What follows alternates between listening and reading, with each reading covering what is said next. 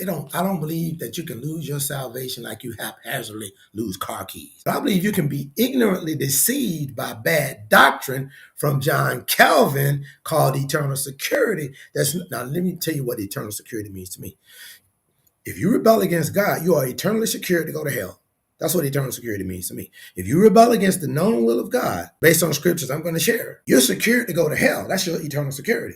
But if you obey Jesus, Jesus said, why do you call me Lord, but will not do what I say? Let me tell you what that's like. When you call me Lord with your mouth, but rebel against me with your body, it's like a man who builds his house on sand. He's talking to believers. And when the storms come, not if they come, when they come, that house is going to crash. He's talking about your eternality.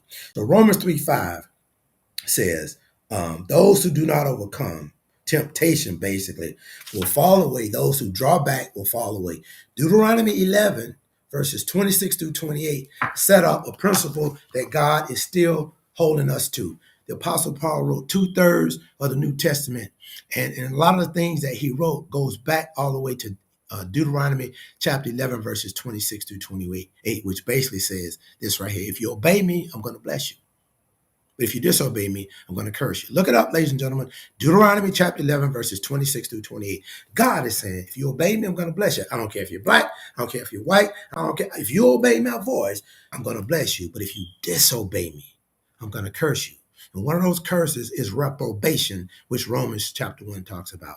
Now listen, the Apostle Paul knew himself that he could fall away from the faith. If you go over to 1 Corinthians chapter 9, verse 27, the Apostle Paul says this right here in verse 26. I therefore run, not as uncertainly, so fight I, not as one that beateth the air. This is King James here.